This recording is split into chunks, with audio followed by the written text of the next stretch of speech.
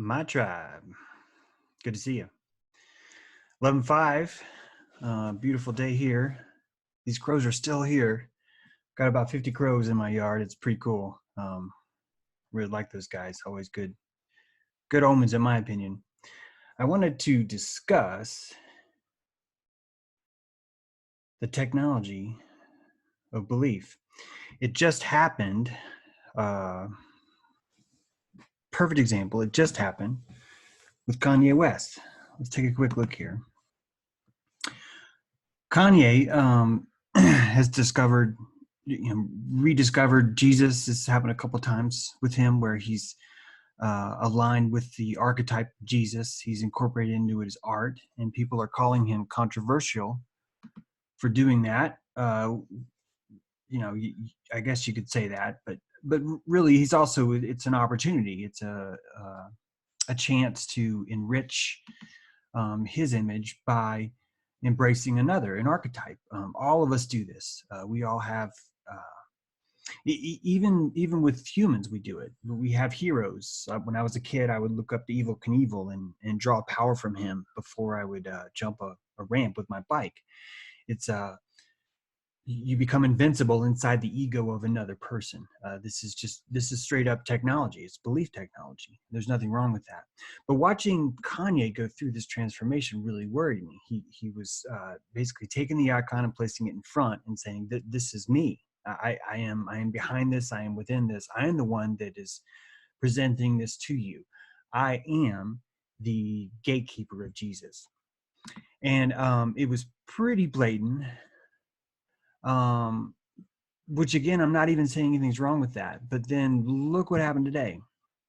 Boom. Him and Kim Kardashian are now Lord of the Flies. They have come out as Beelzebub, Baal Zebub. So Baal means Lord, and Zebub is of flies, or of one who flies, or of the flies. Some people claim that Baal Zebub was actually an insult name, but I don't think so. I think it's literally the Lord who flies above all. This is an icon transformation. Now, this is not going to be as amazing or shocking or powerful for Kanye to come out with this whole metamorphose larvae thing if he would not have first been embracing the Jesus. It is the prana buildup. He's building up his parthenia right here. He's embodying an essence of holiness. It causes everyone else to lay hands on him. They are giving him their hopes for holiness, their desire for him to find redemption. And he's able to take that power, he's able to build that up and slam it into the mat with Beelzebub. It's a professional wrestling move. You wouldn't just have Steve and Mike, two guys that don't like each other. You're going to need a good guy and a bad guy. They're going to want to build up the tension and then bring it home. This is what acting's all about. It's what ceremony's all about. It's what ritual's all about. These are really important rituals. They're not superficial. They're not ceremonial like we think of rituals. They're actually the exact opposite. They're actually more important. If you think about the Gothard tunnel, it's a perfect example of that. What we saw was a pretty crazy, elaborate ceremony. This Gothic tunnel ceremony. But we've got it flipped here. Let me show you. Let me hit share again. So we saw a pretty freaking nutso ceremony, right? Of this opening tunnel ceremony. Pretty graphic, symbolic representations. There's a lot of goat god stuff, which I actually don't think there's a problem with that. But this is the world's largest public ceremony because every single country is participating. That's really important. All of the money that's being sent into CERN is a prana offering. It's an offering of your consent. You are giving something to that. In fact, by watching it, we are too. So from the outside, the layman, the outer church, thinks we are building a giant particle accelerator. And in the middle of building that particle accelerator, the choreography got a little bit out of hand, and they put on a satanic festival by accident. Hey, it happens, you know. That's how most of us see that that's what CERN is. But it's funny because it's literally the exact opposite. The actual important part, the thing that was the most important part of all this, was the ritual. It was most of our older religions start with a sexual tension. They build up, and they take that sexual tension, that energy, that prana, and they jolt it somewhere. They send it somewhere. And in the Gothard tunnel, just the sheer shock of what we were looking at, as all of us were watching and realizing this is science. Wait, it's a brilliant magic spell. But the sinister part hasn't even been seen, even though the spell's been broadcast. Because the sinister part is that what you think is a ceremony is actually the whole thing. The CERN is the largest ritual circle that modern man has ever had, that we've ever built. We built a ritual circle. It's a ceremony. And that ceremony had a ritual to open it. There was a first particle that was shot through the ring. That particle was shot during that ceremony. This was all of our participation in the Gothard ceremony. We're pouring prana into that. Because why? Because we believe in science. We are scientismists. That's how we're taught. We're taught to be scientismists. Hard word, but it's true. Like that's, to be completely frank, that's really what we're doing. We're worshiping scientism. And that's why we end up coming with so much regurgitation versus experimentation. We're pretending it's holy, but actually we're diddling kids behind the choir. See, it's no different across any kind of inversion technique, whether it be the Catholic Church, whether it be Hollywood, whether it be politics, whether it be the Epstein case that's happening right now. All of this is pranic magic. In fact, I violated a law by showing you Kanye. By talking about Kanye, I am exalting Kanye. It's disgusting. And by you watching this, you are exalting Kanye. I'm sorry, that portion when I was talking about, even right now, we are exalting Kanye. Even if we're expunging him, we are believing that he's real. That's literally what we're doing right now. We're believing that he is real. And by us focusing on it and talking about it and sending prana to each other about it, we are putting that into the ether. That is the technology of belief. That is so important. It's why we're here. Think about it. If elite really wanted you to just be a mindless slave, we would be in cages. We would simply be brought up in cages. We would, do our business and eat our food and do everything from a cubicle. Some would say we have that now, but I'm talking about literal cages. They don't want you in cages. They want your belief. They need the power of your pranic belief. They're telling you that it's infinite. They're telling you that it means nothing. What does that do? It creates an economy, a prana economy, where you just give it away, where you're just walking around just going, oh, here's some belief. Yeah, government, sure, I believe you. And that's why everything we've been taught, we believe first. In fact, we believe with such a strong degree that it becomes very difficult for us to exercise a scientific method on something that we were already told was true. That's not scientism, is it? It's not. That's why all we see right now is ad hominem.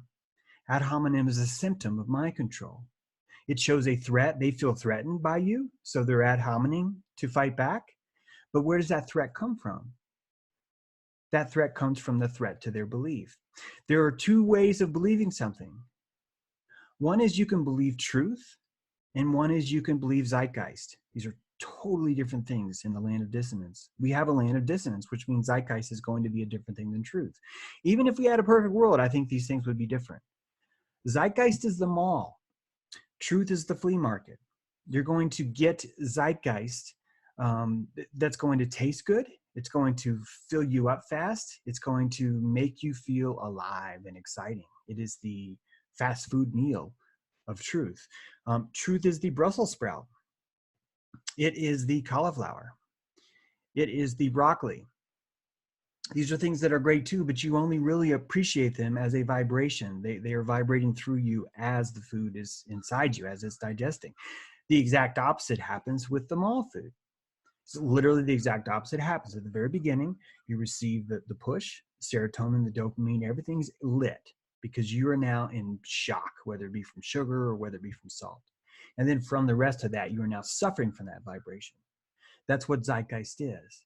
It is a suffering of the hope that you bought into by thinking this is food. That's what Epstein is right now. Epstein is a dissonant suffering machine. That's why I'm trying not to talk about him. I've realized I've just said his name. But right now, we're releasing that the biggest story ever about Epstein is coming to fruition. But Epstein is 11 years old. That's 11-year-old news. Wexner distanced himself from Epstein 11 years ago, starting the Columbus Foundation. He poured $1 billion into a small town charity who came out and said, I have no idea what we're going to do with this money. We've never seen this much money. That's when he stepped out of, the Abercrombie & Fitch. He stepped out of Victoria's Secret. He was trying to distance himself. He sold a contract. That contract had 3 names in the safe. Weiner, Anthony Weiner, Bill Clinton, Jeffrey Epstein. These are all the same blackmail file. That's why it went from Wexner to Breitbart. That's why today I'm not super excited about hearing about Epstein. Epstein wasn't a billionaire. Wexner was. The technology of belief, though, is going to make it where it's okay. Because we're going to get so sick of waiting for it to happen. We're just like, just hang somebody. That's literally what the Zeitgeist is asking for. It's asking for someone just to hang somebody. The same thing is incorporating Kanye, but on a much smaller scale. I got my hopes up again, and I was crushed. But something new has already happened, so I'm not really going to stop and learn from that. I'm not going to really focus on that and go, why does that keep happening over and over again? What is the purpose of that keep happening? And the purpose of that is to keep extracting your belief. The only way to do that is to keep up. It's got to hit you with a new video every 4 hours, a new feed. So you're not focusing on the last one. This is a monster that walks so slow, most of us can't see it. You know, I've said this before, but we've invaded a new country or bombed or invaded a new country since World War II. Every 1.29 years. That's every 15 months. If you think about that like a brontosaurus, go. It's so slow that most of us aren't going to see it. That's why we're walking around pretending that the New World Order is the hero. That's why we're falling for all this belief technology. We keep falling for it over and over again. I think we're falling for it with Zionism. I think that's what's happening right now with America. I think we're doing that with Epstein. And all this is bad news if you're expecting the sugar, and I'm giving you the puckered taste of a Brussels sprout. This is why I'm not selling books. I keep polarizing and isolating my audience. I come out and say, here's why I think aliens are bullshit. Here's why I think Democrats are bullshit. Here's why I think Republicans are bullshit. Here's why I think racism is bullshit. Here's why I think sexism is bullshit. Here's why I think ego is good. Here's why I think the space program's a lie. Here's why I think the secret space program's a lie. Here's why I think countries aren't what we think they are. Here's why I think QAnon isn't telling us the truth. All I do every day is take a scalpel and cut half my audience and make it even smaller. Telling the truth is the most expensive thing I've ever done. No, I don't have a monopoly on truth. I'm learning this as much as I can. But I'm pointing out things that others are afraid to because it's too expensive. And I'm telling you here right now, it is expensive. Telling this truth is expensive. It costs me every day. That's why my tribe is so kick-ass. Some of you are watching this and you're like, I do that too. And I know you freaking do. I know it. I'm conveying you and me at the same time. Those people are my tribe. We are running low on tribe. we are people are falling for other things. But that's okay, because we're gonna keep going. Speaking of which, keep going. I am on my third book now. Boom. I've been writing for a year now, and I've got my third book out. Exactly a year and 5 days I've been writing. And my latest book is The Technology of Belief. And it covers how we got here. It starts with Cleopatra. It goes into Mithraism. It goes into the Oracle at Delphi. It goes into Sabbatai Zebi. It goes into Venetia. It goes into the Black nobility. It's going through history, and it's showing you inversion through the Kabbalistic spell of deceit and complexity. That's the big one. Enochian magic, John Dee, was a language of complexity. And as each of us learned this complex language, each of us were like, oh, that guy really knows what he's doing because he knows a lot. This is what happens in academia. It's what happens in QAnon in the truth movement. If you look at that map, you know, that crazy map that has all the different things that are the different conspiracies that are coming up, it has that same kind of Kabbalistic feel like the tree of life, where you get lost. You're actually getting lost in the minutia of it. I'm trying to bring this up right now, guys. Sorry, I should have had that ready, but it's good to see. We get lost in these things because it's easy. It makes us feel better. We find comfort looking for truth inside of all the lies. And even if tomorrow we wake up and there's a whole other thing waiting to pull us in, it's okay. Why? Because it passes the time. And this, my friends, is what I mean by that 15-month footprint. All they have to do is pass the time. The NWO has all the time in the world. You and me, we don't. That's all they need to win. So you'll fall into this map and you'll look at it like Kabbalism. And you'll think, oh, this is the tree of life, and I can find the secret. I will find the secret by starting at the top Sephiroth, Freemasonry. And I will say the sacred name, Yahweh. And then I will go down to Nazi Germany and enter into the second Sephiroth. You see what I'm saying? It's a Kabbalistic spell. And each of us are giving each other virtue for understanding secrets to it. I get it all the time. If anyone gives me compliments, it's usually because, oh, you really know this stuff. It's a false knowledge. It's a false gnosis. What I know is I've been here a while and I can prove it. That's all. That's not knowledge. That's not. That's experience. If you keep doing the same mistake over and over and over again, all you do is have experience at that mistake. You don't have gnosis yet. Gnosis is expensive. That's what makes it magic. Do you understand that? The reason why I'm losing so many followers is because truth is expensive. Because the universe looks at me right in the eye and says, James, if you really want to know what the truth is about satellites, you're going to lose a lot of people to get it. And I come back every freaking day going, I want it, man. Give it to me. I'm hungry. I am still hungry. The food that I get from truth is more of what my body needs than what I get from the Zeitgeist. And that's why I don't sell books. I do sell some books, but that's why I keep losing my audience. Sigil work. This is how you pull it back. This is my secret. I happen to live in a very small town, 300 people, ski town. So lots of deer, lots of crow, lots of turkeys, just lots of nature. Look at these sigils. Look at all these icons, and which one, like quick, which one pops out at you the most? Which one can you smell? Which one can you taste? Which one can you feel the texture of? Which one can you evoke a memory from seeing? I bet you, if you're really honest with yourself, most of you guys are going to be over here in the Babylon side. You're going to see Superman, and you're going to go, oh, that reminds me of when I was 8. You're going to see Starbucks, and you're going to go, oh, that reminds me of coffee.